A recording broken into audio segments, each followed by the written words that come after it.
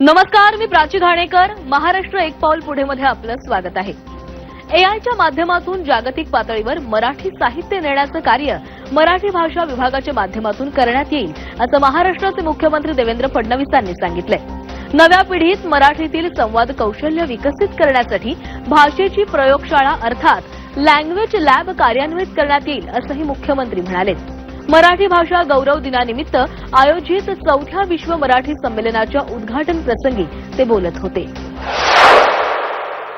मराठी विकासामध्ये आपल्याला कशी भर घालता येईल आणि मराठी अभिजात भाषा तर आहेच, पण ती आपल्याला सर्व दूर कशी नेता येईल, मराठी भाषेच्या माध्यमातून कशा पद्धतीनं आपल्याला आर्टिफिशियल इंटेलिजन्सचा उपयोग करून हे जे साहित्य आहे हे जनाजनापर्यंत कसं पोहोचवता येईल याचा प्रयत्न हा आम्ही पुढच्या काळामध्ये करणार आहोत. कोकणवासियांसाठी एक अत्यंत महत्त्वाची आणि आनंदाची बातमी आहे. मुंबई ते विजयदुर्ग ही बहुप्रतीक्षित रोरो जलवाहतूक सेवा 1 मार्चपासून सुरू झाली आहे. या सेवेमुळे आता कोकणवासियांचा प्रवास सुखकर आणि जलद होणार आहे. या सेवेच्या माध्यमातून अवघ्या 6 ते 7 तासांमध्ये विजयदुर्ग गाठता येईल. ही सेवा कोकण मुंबई सागरी दळणवळणासाठी ऐतिहासिक टप्पा मानली जाते. मुख्यमंत्री देवेंद्र फडणवीस यांनी मुंबई विजयदुर्ग रोरो जलवाहतूक सेवेला शुभेच्छा दिल्या. आशियातील सर्वात मोठं प्रस्तावित वाढवण बंदर राज्याच्या सर्वांगीण विकासासाठी महत्त्वाचं ठरणार आहे. त्यामुळे या बंदराला रस्ता, रेल्वे आणि वायुमार्गानं प्रभावीपणे जोडण्यासाठी आवश्यक ती पावलं उचलली जात आहेत. आता वाढवण आणि विरार परिसरामध्ये नवीन ग्रीनफील्ड विमानतळ विकसित करण्यासाठी तातडीने जागा निश्चित करण्यात यावी, तसंच राज्यातील विविध विमानतळांच्या विकास कामांना कालबद्ध गती देण्यात यावी असे निर्देश मुख्यमंत्री देवेंद्र फडणवीस यांनी दिले. मुख्यमंत्री देवेंद्र फडणवीस यांच्या अध्यक्षतेखाली महाराष्ट्र विमानतळ विकास प्राधिकरणाच्या संचालक मंडळाची 93वी बैठक पार पडली.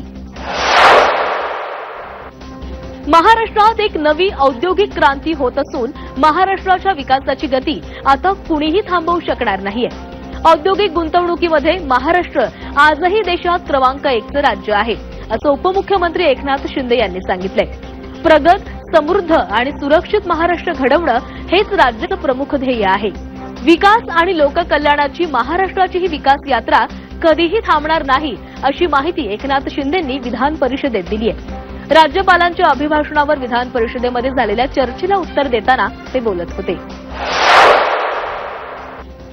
मराठी भाषा गौरव दिनानिमित्त विधान भवनात जावे विनोदाच्या गावा या विशेष कार्यक्रमाचं आयोजन करण्यात आलं होतं. कार्यक्रमाला मुख्यमंत्री देवेंद्र फडणवीस, उपमुख्यमंत्री एकनाथ शिंदे, उपमुख्यमंत्री सुनेत्रा पवार यांच्यासह अनेक मान्यवर उपस्थित होते. यावेळी मान्यवरांनी मराठी भाषेचं संवर्धन आणि प्रसाराबाबत ठाम भूमिका मांडली आहे. मराठी ही फक्त संवादाचं माध्यम नाही, तर ती आपल्या संस्कृतीचा आत्मा आणि आपल्या अभिमानाची ओळख आहे, असं यावेळी सुनेत्रा पवारांनी म्हटलंय. मराठी भाषेचं जतन आणि संवर्धनासाठी राज्य शासन कटिबद्ध असून मराठीचा गौरव देशातच नव्हे तर परदेशातही पोहोचावा हा आपला प्रयत्न आहे.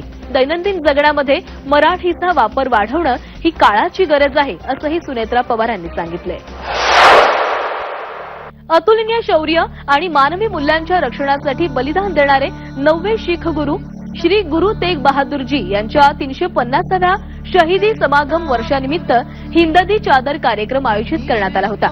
नवी मुंबईतील खारघर येथील ओवे मैदानावर 28 फेब्रुवारी आणि 1 मार्च रोजी या भव्य कार्यक्रमाचं आयोजन करण्यात आलं. या सोहळ्यामध्ये देशभरातील लाखो भाविक उपस्थित राहिले. राज्याचे मुख्यमंत्री देवेंद्र फडणवीस, उपमुख्यमंत्री एकनाथ शिंदे, उपमुख्यमंत्री सुनेत्रा पवार देखील या सोहळ्यामध्ये उपस्थित होत्या.